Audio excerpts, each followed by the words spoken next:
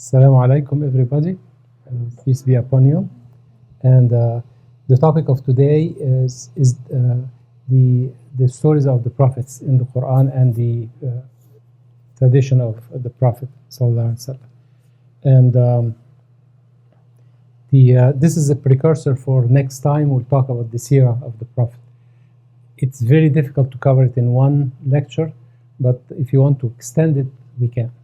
So not make it longer, but the week after we can make it also the seerah of the Prophet. So I'll try to cover the important thing next week. But this is a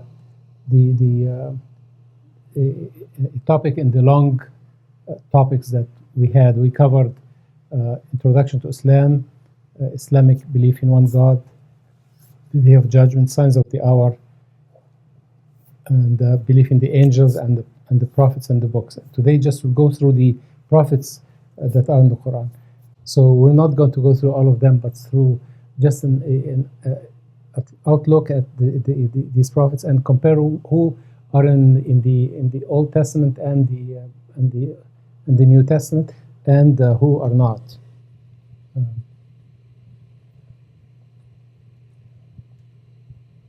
These are the references. I'm sorry. These are the references. I have a copy here of the references and the topics that we are covering. And also, I brought a poster of the Prophet tree, Messengers and Prophet tree.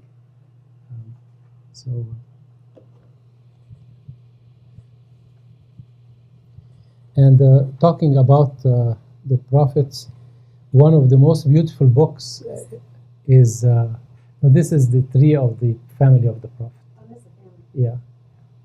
Yeah. One of the most beautiful book you will really enjoy reading is the Muslim Jesus. And these are the traditions that have come through Prophet Muhammad and also through the companions who came in touch with Christians who became Muslim. So most of the Middle East was following Christianity before Islam spread into the Middle East. And all of those people brought the tradition of Jesus. And scholars have really collected them. And this is a very interesting book. And when you read it, you find that all the teachings of Christianity are very close to teachings of Islam, except the divinity of Jesus. But it's a very, very enlightening and a very nice book. So today I would like to talk about, in general, about the prophets, the roles and messages, and who are the prophets and messengers mentioned in the Quran and the tradition of the Prophet. And then go through some stories. This is chapter 42 in the Quran that says, you can read it yourself, talking about Islam. The same religion has He established, Allah subhanahu wa ta'ala talking in the Quran. The same religion that He has established for you, which He enjoyed on Noah. Nuh is in Arabic, but it's Prophet Noah in English. That which you have sent by inspiration to you, and that which we enjoyed on Ibrahim, Musa, and Isa. Isa is Jesus. Namely, that you should remain steadfast in religion and make no division therein. To those who worship other things than Allah, hard is the way to which you calls them. Allah chooses to Himself those whom He pleases and guides to Himself those who turn to Him. So it states that the same religion revealed to all the prophets before Muhammad is the same as Islam. Scholars have addressed these issues that the message is the same, but the rituals are different. So there could be some variations in rituals and details of the religion. And as Jesus said, a very beautiful saying, He said that the law is to serve man. But man is not to serve the law. Law is to serve man. So for every generation, for every culture, Allah subhanahu wa ta'ala has prescribed certain things. But the main message, to worship Allah subhanahu wa ta'ala and to not associate anybody with Him, that's the main message. So who are the prophets? The prophets, we don't know their numbers. Only Allah subhanahu wa ta'ala knows their numbers. Although there's some prophetic tradition said they are numbered 120,000. So you can see that there is no nation that did not get a prophet or a messenger. And they charted all human history, although historians did not, or basically political history did not keep the history of the prophet, because they always clashed with the political establishment. Always the political establishment starts on the right track, and then governments try to oppress the people. So they don't like what the prophets come to. And prophets came throughout history to reform the human society. So that's why the historians were always associated with the political power. So we did not get too much of their history. But Allah subhanahu wa ta'ala mentioned them in the Quran and in the books before. They are the best humans who walked on earth. So it doesn't matter how good a person today or in the last few centuries, they cannot reach the level of the prophets. There's no way, no comparison. So these were a very special class of human beings that God has prepared them to guide humanity. And they are humans. They are no different than other humans, but spiritually they were protected by Allah subhanahu wa ta'ala from doing mistakes. Every nation got a prophet as stated in the Quran. Verily we have sent you in truth as a bearer of glad tidings, as a warner, and there never was a people without a warner having lived among them. And Allah subhanahu wa ta'ala is addressing the prophets here. There are 5 prominent prophets, and they are common with the previous traditions, except Muhammad, where the Jews and the Christians do not recognize him. So there are Nuh, Abraham, Musa, Isa, Jesus, and Muhammad. Prophets are either prophets or prophet messengers. Every messenger is a prophet, but not every prophet is a messenger. And the difference between a prophet and a messenger is prophet is called people to reform people and let them know that they have to follow the last message that came to them, whether it was from Adam or from Noah or from Abraham or from Musa or Isa. So prophets come to tell them, stick to the teachings that you've got before. But messengers, they come also with additions or new message. They have. Okay. So these are the 25 prophets and messengers mentioned in the Quran. So Adam is the father of all human beings, and in Islam, Adam is not the first being to be on earth, because when Allah subhanahu wa ta'ala created Adam, the angels knew that there's going to be mischief, because there were other creatures, or cannot call them humans, but similar to humans, and they were doing all kind of mischief. So they told Allah subhanahu wa ta'ala, why do you create somebody who will do mischief? So Allah subhanahu wa ta'ala told, I know better than you do. And Allah subhanahu wa ta'ala taught him to be superior to what was there. So all these archaeological discoveries, the precursors of man, all this, it's all had nothing to do with Adam. These were creatures that lived before, condemned descendants of whatever. But Adam is a special, he was very special. Allah subhanahu wa ta'ala taught him something that other creatures did not learn. So there is Noah, Idris before. I tried to put them in order, but I made a mistake here. Idris is between Adam and Noah. And there is another prophet in the tradition, but not mentioned in the Quran, Prophet Sheeth. But at the time of Idris, who came between, he's a grandson of Adam. So it's mentioned that he's very close to Adam. People started deviating from the teaching of Adam. So Idris was sent to them to reform them. He's called Enoch in the Old Testament. And then came Prophet Noah, where Allah subhanahu wa ta'ala has has saved him and only few and destroyed all of his people. And then Salih and Hud, these are not mentioned in the Christian or the Jewish tradition. These were Arab prophets that came to reform the people.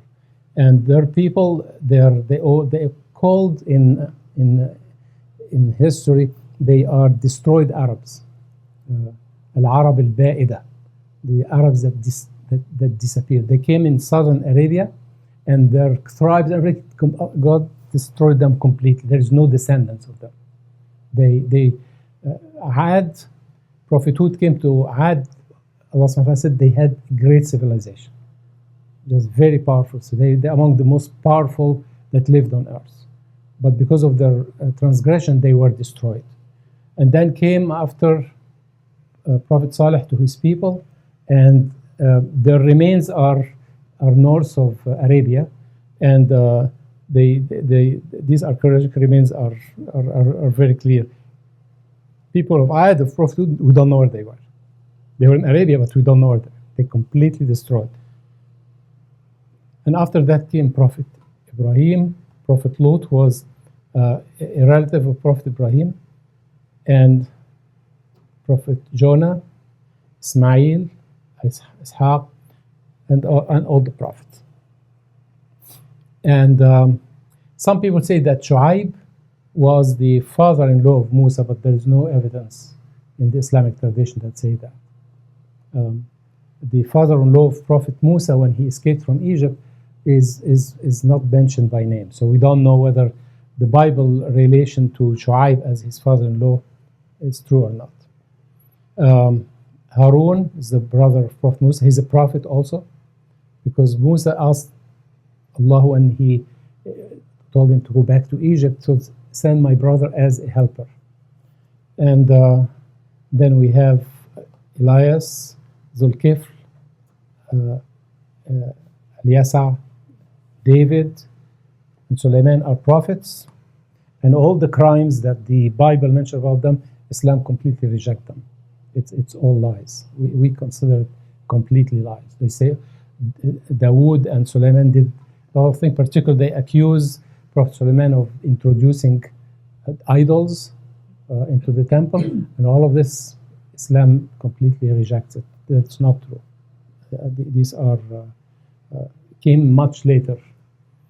And then contemporary to Prophet Jesus, Zechariah and Yahya. Zechariah was the husband of Mary's aunt. I don't know whether you've heard about this before, but if you're familiar with biblical stories, you'll find that Zechariah was married to a lady whose sister gave birth to Mary. So the aunt of Maryam is his wife, and Yahya, John the Baptist.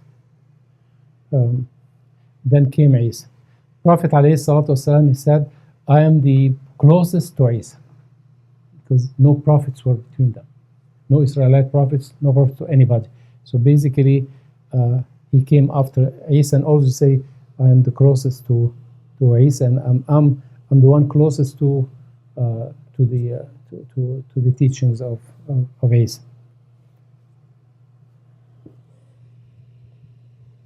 This is the tree of prophets and messengers. It starts from Adam, Idris, Noah, and then we have Salih and Hud, and then Prophet Lot, and then the branch of Ibrahim, Prophet Ibrahim. All the prophets after Ibrahim were from his descendants, either from Ismail or from Ishaq, Isaac. Okay.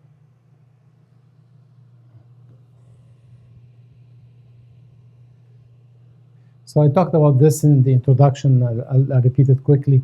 All prophets came to call for the worship of one God, bring the news about the hereafter, and glad tidings about heaven, and warning against hellfire and temptation of Shaitan, Satan.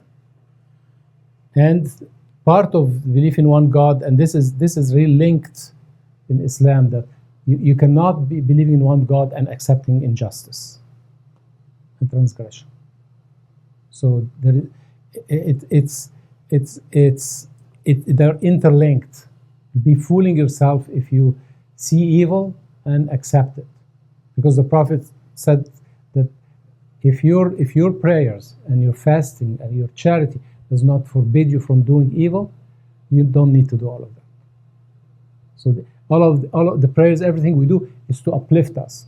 And if our spirituality cannot sympathize with people who are oppressed or see injustice and say it is injustice, there is no good in us. And this is what repeated by the Prophet on many occasions. He said, if my nation does not tell the oppressor you are an oppressor, there is no good in my nation. So and there are ethics to talk to politicians. I mean, this is a different issue. I don't need to address it, but you need to do it in the best possible way. Not to revel at the first occasion and so on, but just try to bring them in one way. And sometimes you need to do some more aggressive ways. Part of Islamic belief is that Muhammad is the last prophet and message to all mankind and jinn, which are the other creation that Allah created, and they also following Muhammad. So when somebody is haunted or a ghost is controlling them, these are the disbelievers' jinn. The jinn can affect human beings, but they affect them if they are away from Allah subhanahu wa ta'ala. And also the disbelieving jinn are the ones who can really hurt human beings. And I remember listening to a YouTube thing, and he is saying, I work with magic and I can hurt a lot of people. Because somebody who repented said, I cannot do this anymore, I should not do it. And he said the only people I could not control, could not hurt, are people who are Muslim. So that we have the teachings of the Prophet that shows us how to avoid being hurt by these other creatures. So I'll talk about a few prophets. I'll conclude with just some stories that they are the father of Adam and Hawa in Arabic, not Eve. They are the father and mother of all humanity. And science has shown that we are all the descendant of one mother. Genetic engineering have shown that indeed all human beings, doesn't matter whether you are in the Far East or you are the Far West, North or South, we are all descendant of one mother. They have not proven yet that we are descendant of one father, but they say there is one element in our bodies called the mitochondria.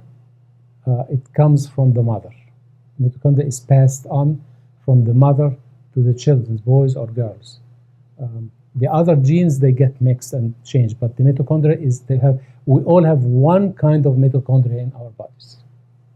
And they say that's passed only by the mother. So the fact that we have only one mitochondria shows that we came from one mother. We are created from dust. Actually, every single element in the earth exists in our body with different traces. The 92 elements that we know on earth, they are in our bodies. Which is most common? What? Carbon, yes, yeah. Water, actually. Carbon comes after water. Water, which is oxygen and hydrogen. Yeah. So, and then come carbon, and then traces of everything else. And then phosphorus and sulfur. And then everything else is very little. So, not that they are essential. They come into the enzymes and all the things that our body needs, but they are much lower traces. The main thing, the Quran says that Allah subhanahu wa ta'ala blew His Spirit into Adam. So basically put in him, given the capability and faculties, including speech, including the intellect to give names and language and so on. And this is I always, when I explain the creation, and the creation of Allah subhanahu wa ta'ala is is mind-boggling. I mean, when you look at the cell, or we look at the universe around it, it's mind-boggling. And then when we started learning about the DNA and the creation of our bodies, this was even more puzzling and to the scientists. But the more puzzling thing is the intellect. The intellect, just the intellect that human beings, we are imparted with that intellect that make us worthy of remembering God and worshiping Him. So that's why you oppress yourself if people hurt themselves or hurt others physically. But we oppress ourselves. The highest oppression, and the Quran says that, is not to worship God. We are oppressing our intellect. إن الشرك لظلم عظيم. Making associate others with Allah is the biggest oppression. You're doing it to yourself. So may Allah protect all of us. Yeah.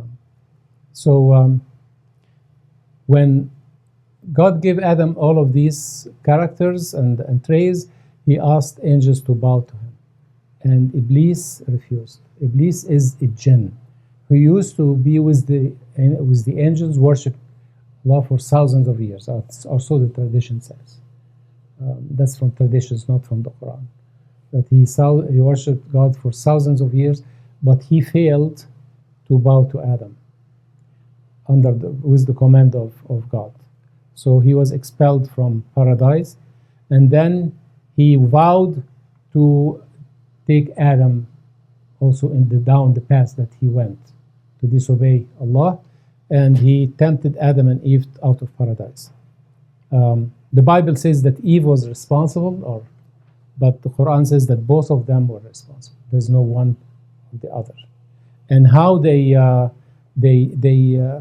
Quran emphasizes very much that they fell by being exposed. So, and the Quran keeps telling us and believers, be careful not to be exposed. So we have to teach it to our kids. So that's why the Prophet taught us that boys and girls should be separated in bed, even siblings. Within the family should always take care, keep their privacy. So not because they are family, they can be liberal in dealing with the family. So father and mother, everybody, children should be taught from very early age to keep their chastity, keep their privacy. And after that was a test, and as if God knew that Adam is going to fall.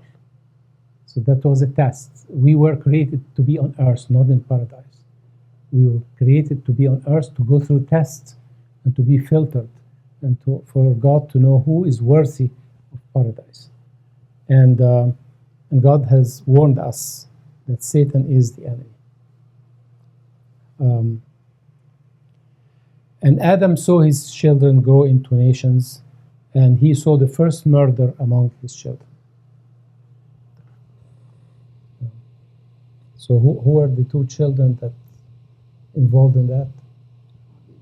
Qabil and Habil. Okay. So the next important history is the history of Prophet Ibrahim, and he is called the friend of Allah, Khalilur Rahman. He discovered God when he was very young, before he became a prophet. So, and the story of the Quran telling us that he was facing the Namrud, and after he destroyed the idols, and he was asked by the king, how come you're not worshiping me? Namrud was asked people to worship him. He told him, God brings the sun from the east, could you bring it from the west? And that story is mentioned in the Quran. So that was when he was a boy, not after he was a prophet. So, and that's why his strength and his spirituality, he was a nation, as we are taught in the Quran. He by himself, he was a nation. He created a new way of life that was forgotten by the nations that were around him of his time. He discovered Allah as a young man. He stood up to the idol worshippers, changed the Nimrod, and he left when they tried to throw him in the fire.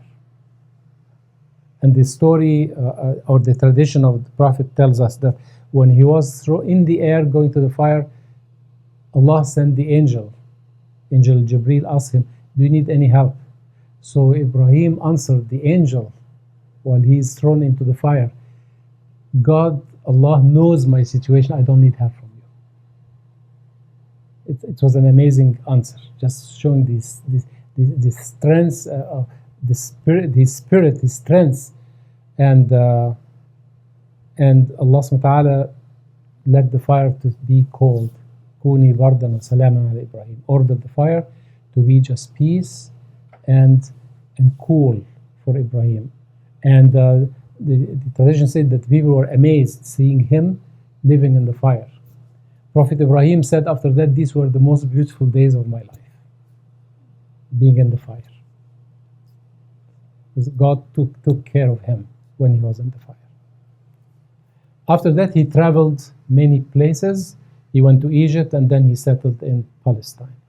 There is some rumors that Hinduism was affected by Prophet Ibrahim, and the Brahma, the god of India, they worship, and this is exactly like the Christians worship Jesus. So, but we don't really have strong confirmation of it. Some people say Brahma is just a distortion of the name of Ibrahim, but we don't have really proof. So many people say, particularly from India, but we're not sure. But we know, at least from some of the old scriptures of Buddhism and of Hinduism, that it called for the worship of one God, and these exist. And one brother in our community here, he said, "My father discovered these documents, and he called me after he migrated to the United States, told my son, please go to Islam. They're the only ones who are worshiping God." His father had converted in India, and he sent his son, told him, "I have these old scriptures."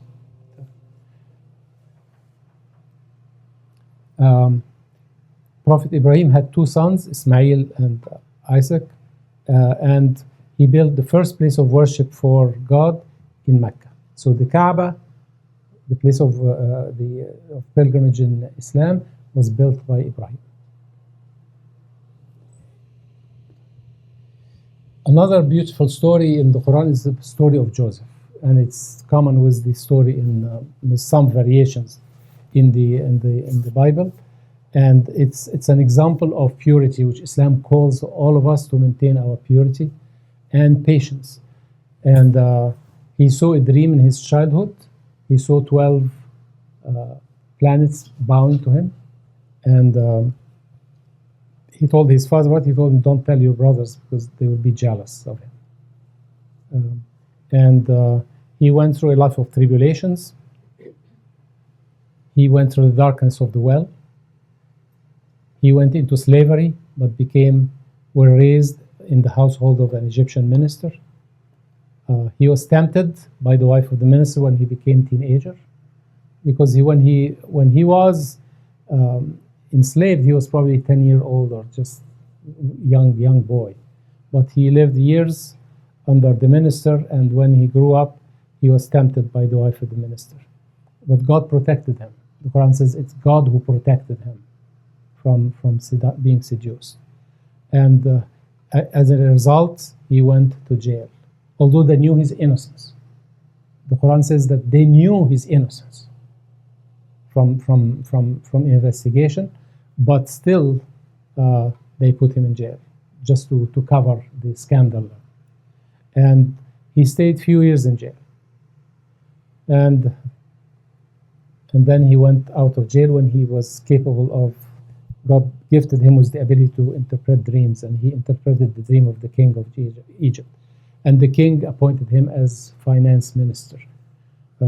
because he told them there will be 7 years of prosperity in Egypt and then 7 years of hardship and droughts. So he told them that let me take care of the treasury so that we can really survive those years. One of the most beautiful dua is his dua at the end of chapter 12. Remember, he had 12, there were 12 brothers. The chapter is chapter 12 in the Quran. It's not a coincidence. There are a lot of examples like this in the Quran. When we talk about the Quran, I'm going to give you some of these hints. There are many of them. So, just this is one of the very, very beautiful prayers when God brought his family to Egypt and he was reunited with his father and mother and his brothers.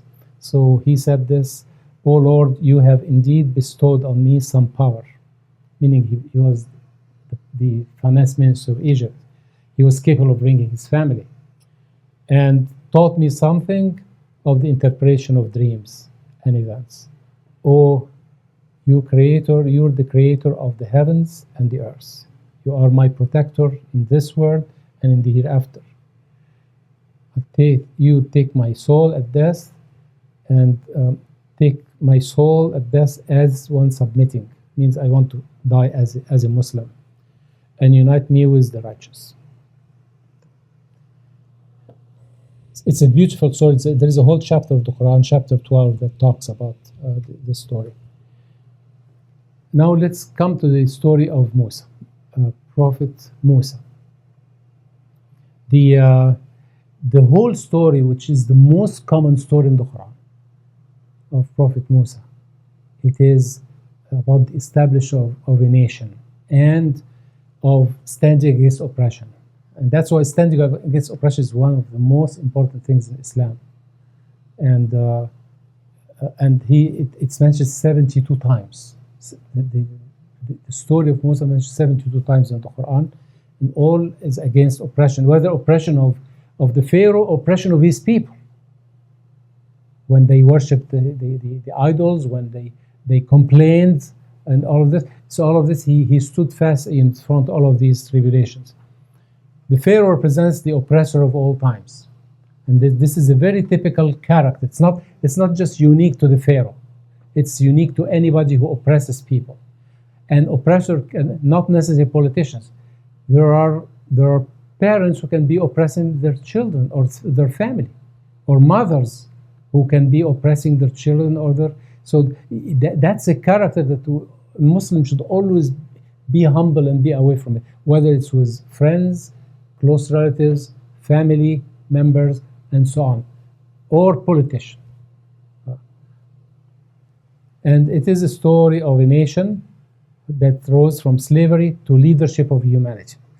Banu Israel, when I mentioned the Quran and their transgressions, many Muslims see that Banu Israel were not a good people. But that's not the morals. The moral is that God is pointing the mistakes that they did, so that Muslims do not fall into it. And actually, you find a lot of Muslims today falling into the same mistakes of Banu Israel did. People worship saints like Christians worship Jesus. People oppress each other. They cheat. People don't take God seriously, like Banu Israel. Some of people of Banu Israel. But what we need to understand as Muslim, and that's why Islam respects all religions, is that believe in Allah, in God, that Banu Israel were the leaders of humanity. Banu Israel, they are called the children of Israel. Yeah, Banu Israel means the children of Israel. So the pitfall of the children of Israel are emphasized in the Quran as the early nation of believers. They were the early nation of believers. And the Muslim nation will follow in their footsteps as they became the carriers of the message. So we are not immune. Just because we have the last message, we're not immune from doing the same mistakes. We have to be alert and careful. He was raised in the household of the Pharaoh, and historically, and it's I'm interested in history, and I found that there is no nation got freed from slavery without somebody who has been exposed to their oppressors. You need to know your oppressor. So Musa knew his oppressor very well. He was raised by the wife of the Pharaoh, whom Allah put the love of Musa in her heart. She considered she did not have children, and she dealt with him like her child. So he came from the household of the Pharaoh. If you look at history, the Romans, who were extremely brutal civilization, it's one of the most brutal civilizations that have appeared to mankind. When 80% of the Roman subjects were slaves, they rebelled and they failed. We know the several rebellions of the slaves because they were not led by some of the people who were exposed to the Roman emperor or the ruling class. On the other hand, the American Revolution succeeded because it was far away from the British, and many people were very prominent. Besides, they were helped by the French. The French royalty were always at odds with the British, and they were without the help of the French, the American Revolution would not have succeeded. Many examples. I can go through many examples of this. He escaped from Egypt after he killed an Egyptian, and he got married in Madian. Then he was given the message on the way back to Egypt. He did not become prophet right away. He became prophet after he spent years in the wilderness in Madian, and after getting married. And he got the message on the way back to Egypt in Mount Sinai. And he went back to the Pharaoh, and he came with many signs. It was the stick was one of them, the light. God gave him the light in his hand. When he puts his hand in his pocket, gets out, he has light, shining light. And then when they rejected him, Egyptians were afflicted with crop failures, locusts, lice, frogs, blood splitting of the sea when they escaped. So these are 9 signs mentioned in the Quran.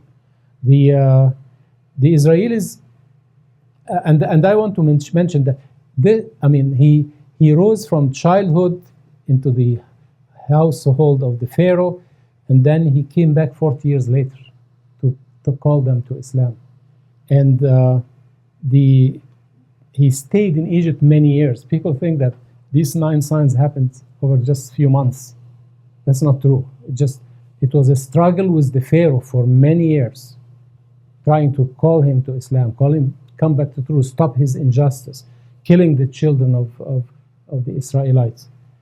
And eventually he let his people out of Egypt, and even his people resisted him. They told him, before you come we were oppressed, and after you came we are oppressed. So what help did you give us? They could not understand that he's taking them from, yes, they are suffering, but he was taking them out of slavery to dignity and to freedom. And eventually he took his people out of Egypt, but because the Israelites were living in a pagan society for many years, as soon as they crossed the river, some of them, not all of them, they worshipped, they built an idol and started worshipping the idol. As a punishment, God let them get wandering in the desert for 40 years. And historians and scholars say that when you have a failed generation, there must be a new generation that comes. So 40 years is for 1 or 2 generations to come who were not raised in slavery, because it's just they were affected by the way of life of the Egyptians, and that's why many of them fell, except those whom were very good spiritual and who were taught by the teachings of Islam.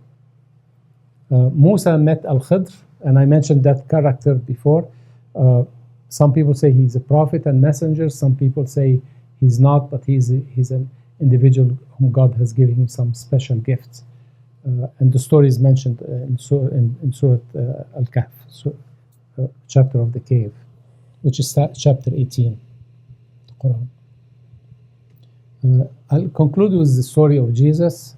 Why Jesus was sent? He wasn't from the children of Israel. He came to deliver the Israelites from sin and spiritual challenges. Basically, he's saying is that the man does not serve the law, but rather the law should be serving the man.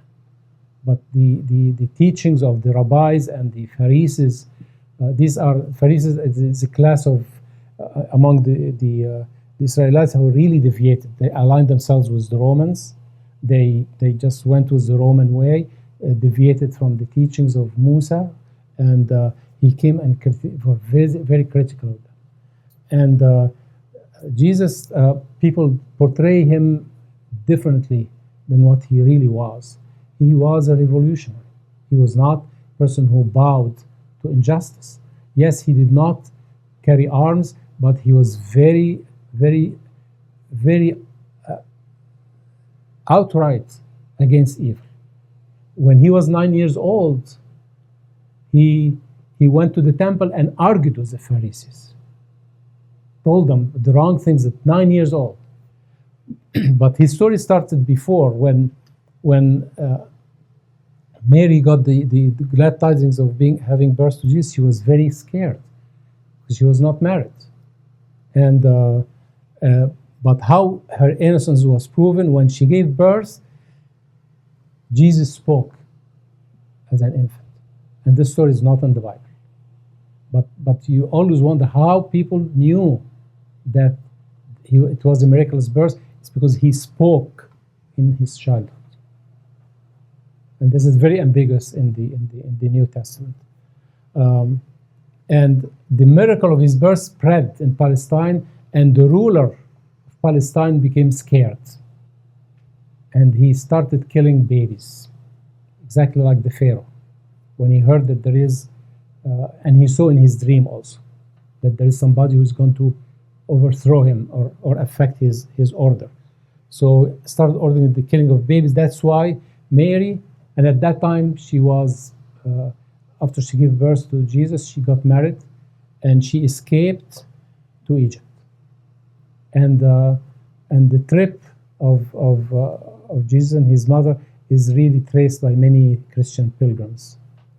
It's not only in Palestine. There's some places in Egypt. And the Christians of Egypt have all of these sites that show where the mother stayed, and they have churches there and so on, and where he stopped in Sinai and so on. When he grew up, he started confronting the Pharisees, and he saw the assassination of Zechariah and John the Baptist. All that they did is try to call the Israelites for spiritual purification, and they didn't like their message, and they assassinated them. And assassinating them is always not direct. It's just instigating the Romans. They instigated the Romans to kill John the Baptist and Zechariah. God supported him with many miracles mentioned in the Quran, making birds out of clay with the will of God, curing the blind and the sick, reviving the dead, and the Last Supper with the disciples. Most importantly, and that message is not recognized by Christians today, is that he gave the glad tidings of the last message. Although the Muslim scholars can point to hundreds of locations in the Old Testament and the New Testament saying of the coming of another messenger. And Prophet Muhammad is mentioned in Psalm. His name is mentioned in Psalms of David, Muhammad, and there are many, many other things. There is a very small booklet called the last prophet in the Bible, meaning where is Muhammad is mentioned in the Bible. It's written by Faisal Siddiq. It's a very interesting, it's not his work. It's work of many Muslim scholars, but he compiled everything. And it was first time it was compiled by an Indian scholar in India when the British were debating bringing priests and other people to debate with the Muslims. So Muslims were ignorant of the Bible. So that scholar, he went and sifted through the Bible and came up with all of these discoveries that Muslims were not aware of. But we knew from the Quran that the name of the Prophet is mentioned in the Bible. And the Jews of Medina have moved to Arabia for the same reason that they knew that the last Prophet is going to come in Arabia. I'll talk about this next time. I just to conclude with some of the sayings of Jesus, which are very beautiful, very, very compatible with the teachings of the Prophet. About the sinning woman, he said, "Whoever is without sin, let him stone her." When asked where his home is, he said, "My home are places of worship. My perfume is water. My friends are the poor and the destitute." So he used to baptize his companions, and this is a this is a custom that Muslims have when we purify ourselves with water before prayers. And then another advice: blessed is he who guards his tongue. Our Prophet said that we can say one word that can raise us to heaven, and we can say one word that brings us to hellfire. We have to be careful what we say. Who guards his tongue, whose house is sufficient for his needs, and who weeps for his sins. He's teaching us to be humble. And then he said, do not talk much without the mention of God, lest your hearts grow hard, for the hard heart is far from God, but you do not know. Do not examine the sins of people as though they were lords, but examine them rather as though they were servants. Men are of two kinds, the sick and the healthy. Be merciful to the sick and give thanks to God for your health. If it is a day of fasting for one of you, let him anoint his head and beard and wipe his lips so that people will not know he's fasting. Basically, don't show off. If you give with the right hand, let him hide it from his left hand. These are all sayings very similar to what the teachings of Islam. If he prays, let him pull down the door curtain, for God apportions praise as he apportions livelihood. So these are the some of what I want to share about the prophets. These are more sayings. So you can read it. Just as kings have left wisdom to you, so you should leave the word to them. Basically, don't accept them to oppress. I mean, this does not mean let them oppress, but it means just do not try to achieve power like them or to achieve wealth like them and so on.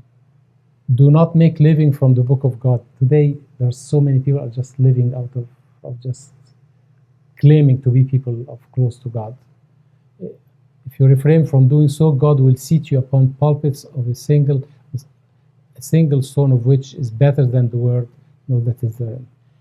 Do not make your whole purpose by calling to God is to make money. So many people are in that situation of all religions in our time. Place your treasures in heaven, for the heart of a man is where his treasure is. Put your goal on the hereafter.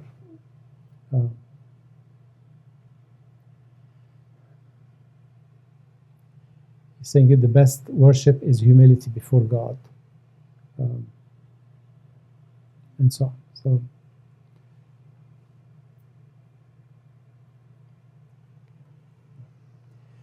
okay, so that's basically what I want to share with you today. I have some pictures. These are some of the ruins of people of Thamud. These are northern Arabia. They used to make their homes into the mountains. This is the first house of worship. This is a modern picture, but that was first built by Ibrahim, Prophet Ibrahim. This is the Maqamu Ibrahim. This is where the stone were used to stand to put the bricks or the stones on top of each other. It is mentioned that the height of the Kaaba at the time of Ibrahim was only a few meters. It was raised later on by the Arabs.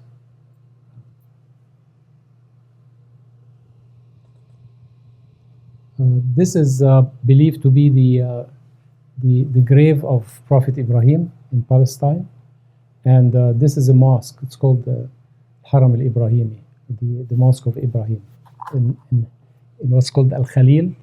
Al-Khalil means Khalil al-Rahman, the friend of Allah, and it's called in English Hebron.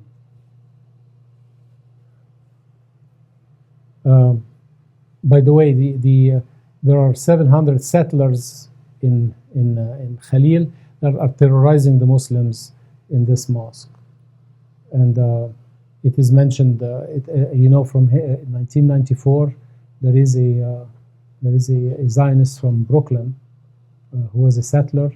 He came with his machine guns and he just killed a lot of people in the masjid. The response of the Israelis is to take the masjid from the Muslims to satisfy the settlers.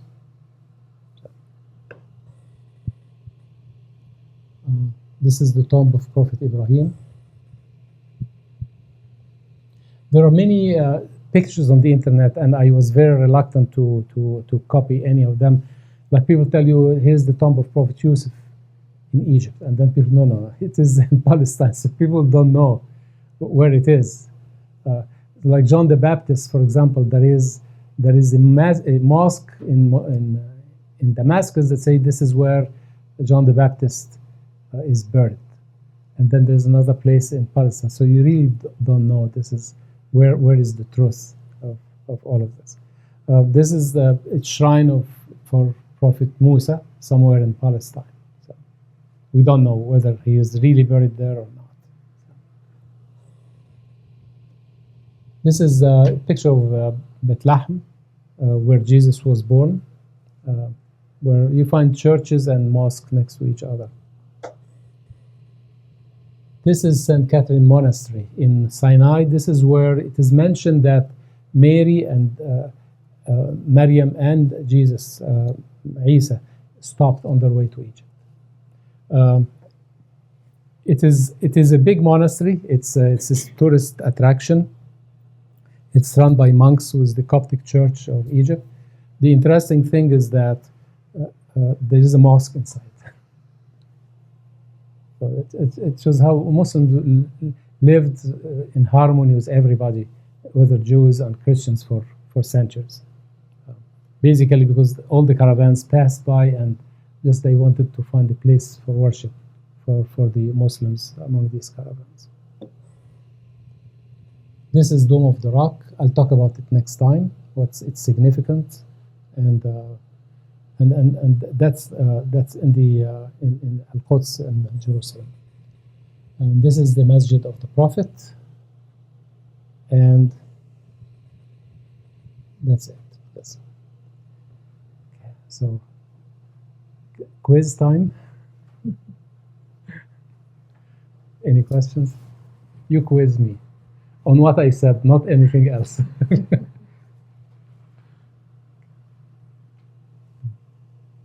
How many prophets in the Quran? 20. What's the total number of prophets? 120,000. You're good in math, mashallah. Okay, so who is named the father of the prophets?